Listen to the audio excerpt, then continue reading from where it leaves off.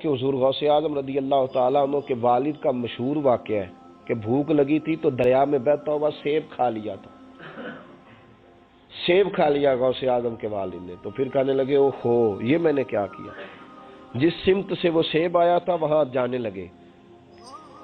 وہاں ایک باغ تھا، پیچھے جا کے ٹہنیاں جھکی ہوئی تھیں، یہاں سے سیب آیا۔ باغ کے مالک بھی بزرگ تھے، ان سے جا کے کہا غلطی سے کھا لیا ہے، معافی مل جائے۔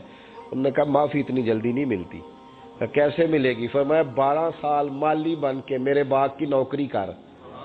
تو خدمت کرنے لگے تو حضور غوث اعظم کے نانا جی کہتے ہیں بچہ مجھے بھا گیا، کہنے لگے حضور چلے معاف کر دیں اب۔ تو کہا معافی نہیں ملے گی، میری ایک بیٹی ہے، آنکھوں سے اندھی ہے، آنکھوں سے اندھی، کانوں سے بہری، زبان سے گونگی اور پیروں سے لنگڑی، اس سے نکاح کر، پھر معافی ملے گی۔ کھایا کیا؟ ایک سیب۔ تو حضور غوث اعظم رضی اللہ تعالیٰ عنہ کے والد کہنے لگے مجھے گوارا ہے، آپ کر دیں نکاح، پر وعدہ کریں مجھے معاف کر دیں گے نا؟ تو کہتے ہیں نکاح ہو گیا۔ جب پہلے دن میں حجلہ عروسی میں داخل ہوا تو میں نے پلنگ پر کوئی معذور نہیں، جنت کی حور کی مثل عورت بیٹھی دیکھی، اور جس کا حسن بتاتا تھا کہ چہرے سے زیادہ باطن میں اللہ نے روشنی عطا فرمائی ہوئی ہے۔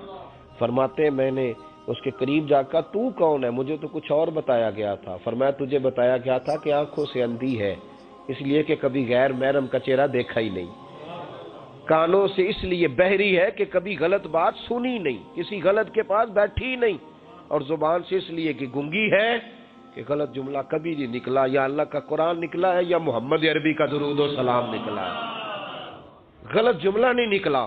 اور ٹانگوں سے اس لیے لنگڑی ہے، کسے اپنے باپ کے گھر کا رستہ تو آتا ہے، سوائے اس کے گلی کا اور کوئی موڑ نہیں جانتی، اس نے پاکیزگی سے وقت گزارا۔ حضور غوث اعظم کے والد کہتے ہیں میں اپنے لین دین کے معاملات سیدھے کرنے گیا تو سادات کے گھر کی حور مجھے ملی، اور جب میں اس حور سے ملا تو پھر رب نے مجھے عبد القادر جیلانی جیسا بیٹا عطا فرمایا، غوث پاک جیسا بیٹا دیا۔ تو گئے تو معاملات سیدھے کرنے تھے، تو اللہ نے ولایت کے امام کا باپ بنا دیا۔